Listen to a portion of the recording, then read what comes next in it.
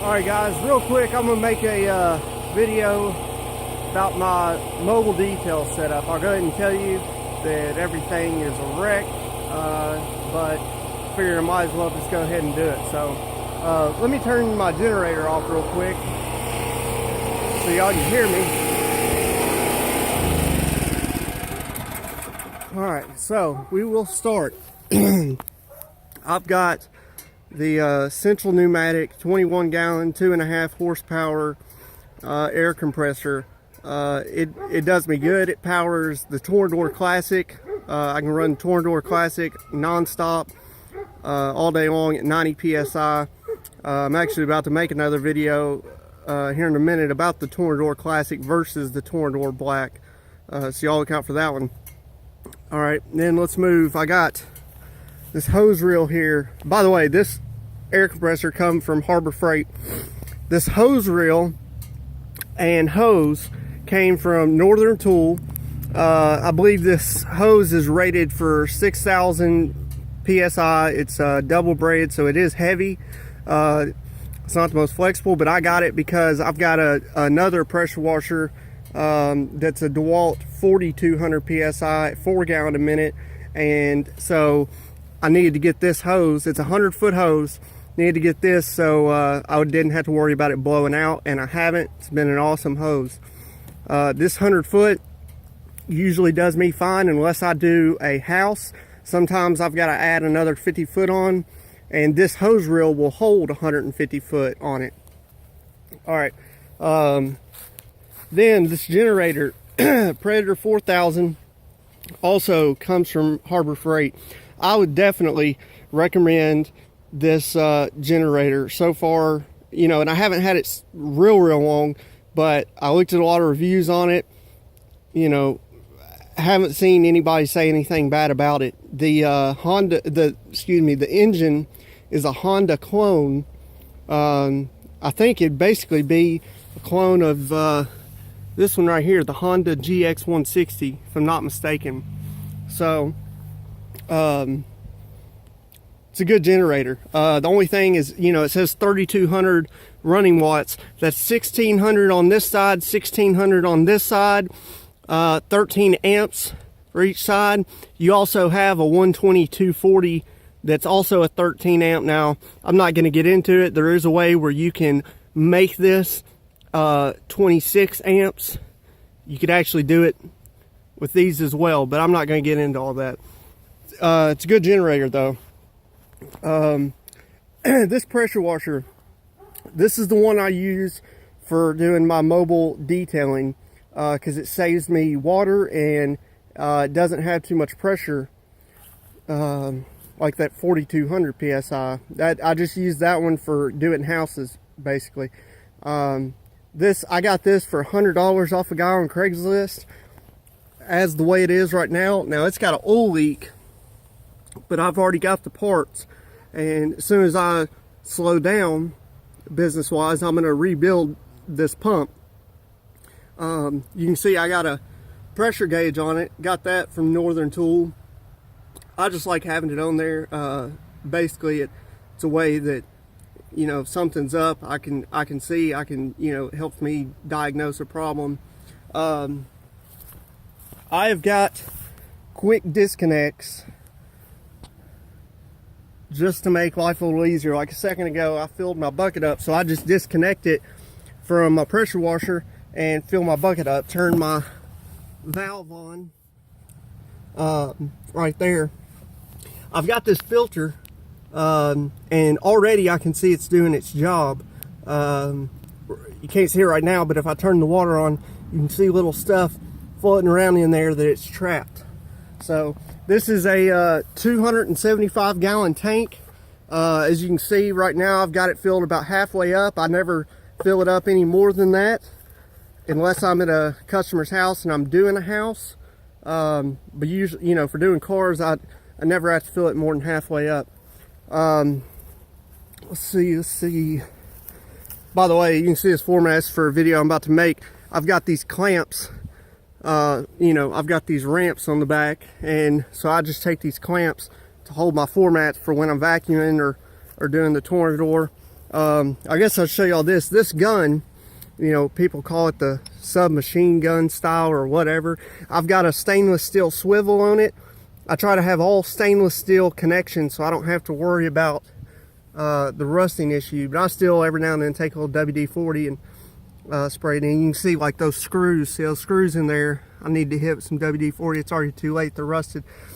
But I've also got another gun inside. It's called a weeping gun. And I really think some of y'all out there would like this, especially in the summertime, because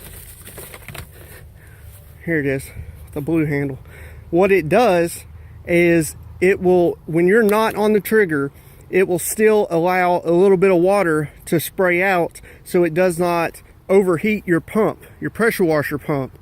And so, you know, it's a pretty cool thing. It's pretty convenient where you can, you know, if you're, you know, doing the wheels and tires and you don't want to have to run back for starting your pressure washer up again, and or, you know, you don't want to have to run that risk of overheating your pump, because that's a bad deal. These things, it came from Northern Tool, and I think it's well worth it. I love mine. I've also got this extension. This one I'm talking about is a wreck in here right now.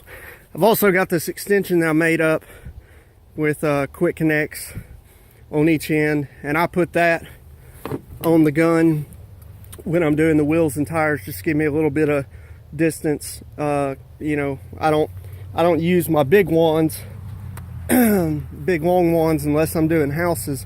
All right, so then I've got this Ridgid, what is this, 16 gallon, 6 horsepower, 6.5 horsepower, excuse me. I've got one of the little ones, the 4 gallon, 5 horsepower in my house, and I'm just going to use this thing until it dies, and then my other one's for backup. So inside here I keep some things. I've got my extra hose that I connect to this one here, so I've got a good long amount of hose. I've got my nozzles in there. I've got a couple crevice tools and different things. I've got little containers with different brushes, and you know, one down here I keep my trash bags in for taking the trash out of customers' cars and putting it in. So you know, I keep me a 50-foot hose pipe up here on top of the tank, and that way if I'm at a customer's house, I usually, you know, I keep water with me in case I'm doing a job in a parking lot or apartment where there's no water. I have it. But if I'm at someone's house, all I do is I end up replacing what I use. You know, I don't go there with the empty tank and fill it up. You know, there's a lot of people that tell me, you know, fill it up, they don't care, but I usually don't. Like I said, I usually don't fill it up more than halfway, you know, for weight reasons as well. Inside here, man, I've got a ton of stuff. I'll probably have to make a separate video about all the stuff that I've got in here. So right here is the two Toreador, the classic and the black. I'm about to make that video on that, but I don't want to make this one too long. So if I have time after I make this next video, I might make a part 2 about all the stuff that I've got in here. A lot of stuff. Probably got a problem, but you know, mainly I just wanted to show you. Oh yeah, real quick, the hose reel. This the actual hose reel came from Harbor Freight. So this lead hose, it's a 6-foot hose that comes over here to my tank and goes into, you know, your swivel, your 90 swivel. Now this hose I got for free off a guy. It's a Husky, so it came from Home Depot. It's not a bad hose. It stays flexible when it's cold. That's what I wanted. This hose here came from Harbor Freight. I guess it's their most expensive one. I think I got it on sale for like $29.99. Maybe normally it's like $40. I'm not sure. But this one stays good and flexible when it's cold. Right now it's not that cold outside. It's like 50 degrees. So, you know, it's not really saying much to show you that. But it has gotten colder into the 30s already. this year, and it does stay flexible. So that's what I wanted. It's non-marring. As you can see, this hose reel is, you know, you roll it up by hand, you crank it. That's what I wanted. I could have got the one where you just pull on it. It's got the clicks, you pull on it, and then it reels up by itself. But that one only had 50 foot. You can only put 50 foot on it. And this is 100 foot right here. And I've already gotten situations where I tapped into that other 50 foot, and, you know, probably was like 75 foot or something. So I wanted to have the 100 foot. So I guess that will conclude this video. And like I said, y'all can look out for the part 2 where I do the stuff on the inside. And also look out for that video I'm going to do on the Toreador Black and Classic. I think everybody should watch it. It surprised me and disappointed me at the same time. You know, I've been mentioning it in my videos before, so I'm finally going to get to make that video. So for now, I'll see y'all.